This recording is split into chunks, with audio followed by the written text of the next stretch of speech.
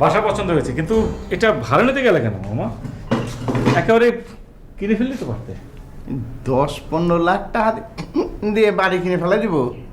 মামা বসো, তোমাকে বলেছিলাম টাকার চিন্তা কখনো করবে না, মানি ইজ নো প্রবলেম। তুমি টাকার চিন্তা করো, তুমি বাসাটা কিনে ফেলো। না, টাকা চিন্তা করলাম না, ঠিক আছে, কিন্তু একসঙ্গে এত টাকা বাইর করলে এই যে ডিবি, পুলিশ, ইনকাম ট্যাক্স, এগুলার একটা ঝামেলা হবে না? ও এটা আমি অবশ্য ভুলে গিয়েছিলাম। তুমি তাহলে ওইসব পরে করো, তার আগে একটা কাজ করি। চলো মামা, বাসা পছন্দ হয়েছে, চলো মার্কেটে যাই, জামা কাপড়গুলো চেঞ্জ করতে হবে। চলো। ওকে, আমরা 11 লাখ টাকা ফিক্স করতে হবে স্যার। 10.5 লাখ টাকা দিবেন এ গাড়ি? 10.5 10.5 sir. No cash cash cash 10.5। ঠিক আছে স্যার। আচ্ছা, একটা ড্রাইভার পাওয়া যাবে? ড্রাইভার? হ্যাঁ স্যার, ড্রাইভারও দেওয়া যাবে। আচ্ছা, ড্রাইভার একটা দিবেন। ড্রাইভারের বেতন কত? 6,000 টাকা।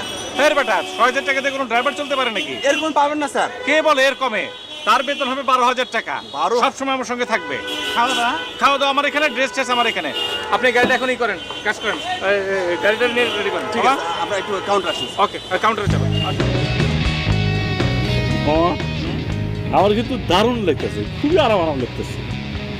আমারও দারুণ লাগতেছে।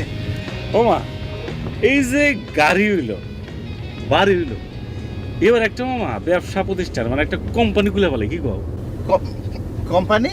হ্যাঁ, কোম্পানি খুলবে। মনে করো মানুষে বুঝার লাগবো না যে আমাদের এইসব টাকা পয়সা কই দিকে আসতেছে, মানে টাকা পয়সার উৎস কি বুঝাইতে হবে না?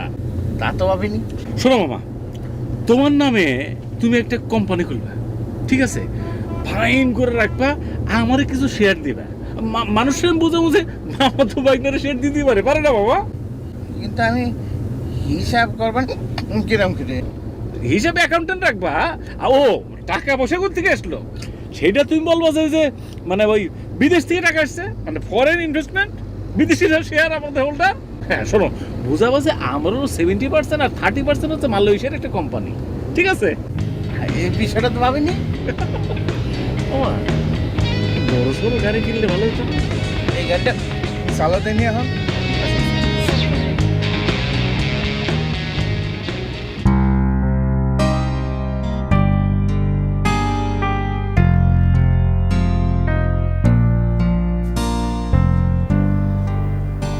অনেক চেষ্টা করে আজ পুলকের মামার অফিসের খোঁজ পেলাম।